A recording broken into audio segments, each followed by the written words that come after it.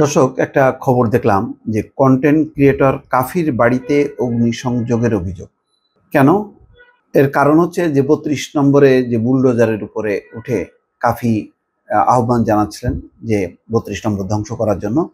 তার পরিপ্রেক্ষিতেই কুয়াকাটায় তার বাড়ি অগ্নিসংযোগ করা হয়েছে এবং পুড়িয়ে দেওয়া হয়েছে। তিনি বলছেন যে ৭ দিনের মধ্যে এটার বিচার করতে হবে।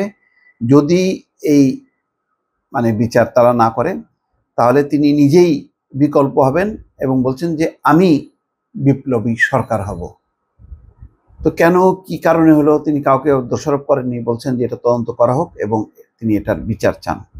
তো এই প্রসঙ্গে আমার একটা কথা মনে পড়ে গেল। গয়েশ্বরচন্দ্র রায় তিনি বলছেন, যদি এই প্র্যাকটিস চলতে থাকে তাহলে ভবিষ্যতে আপনার আমার বাড়ি আগুন দেওয়া হবে, ভাঙচুর করা হবে।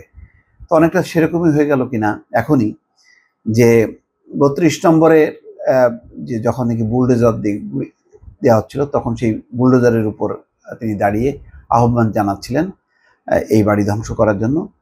পরে দেখা গেল তিনি প্রথম যারা এই বুলডোজারের পক্ষে ছিলেন, যে তার বাড়ি এরকম অগ্নিসংযোগ করা হলো।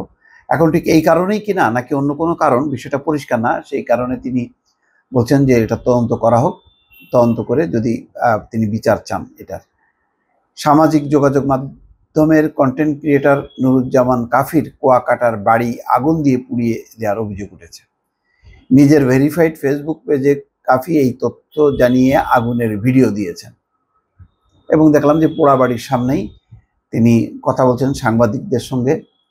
তিনি বলছেন যে এরকম কেন সাংবাদিকরা এই কথা বলছে, যে 5ই আগস্টে একটা পরিস্থিতি ছিল, কিন্তু এখন কেন আগুন দেওয়া হলো।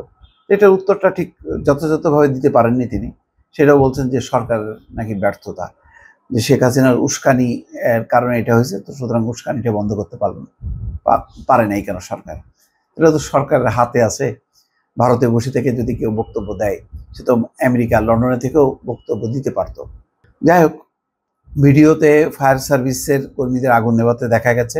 ফেসবুকে স্ট্যাটাস দিয়েছেন কাফি লিখেছেন, আমি এই দায়িত্বহীন সরকারকে বিগ মেসেজ দিব, মেসেজ সম্পূর্ণভাবে মানবেন অথবা আমি নিজেই বিকল্প হব, আমি বিপ্লবী সরকার হব। আরেকটি পোস্টে কাফি নিরাপত্তা না পাওয়ার অভিযোগ করেছেন।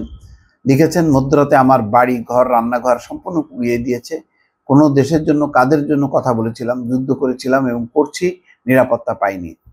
এর আগে ফেসবুকে ছড়িয়ে পড়া বিভিন্ন ভিডিওতে গত 5ই ফেব্রুয়ারি ঢাকার ৩২ নম্বরে শেখ মুজিবুর রহমানের বাড়ি ভাঙার জন্য বুলডোজারের উপর দাঁড়িয়ে আহ্বান করতে দেখা গেছে কাফিকে। তাই বোঝা যাচ্ছে কাফি হয়তো ওই বৈষম্য বিরোধী ছাত্র আন্দোলনের হয়তো নেতা ছিলেন বা কর্মী সমর্থক ছিলেন। তো আরেক দিক দিয়ে দেখা যায় যে একটা পাল্টা, এই প্রথম তিনি হয়তো পাল্টা আক্রমণের সম্মুখীন হলেন।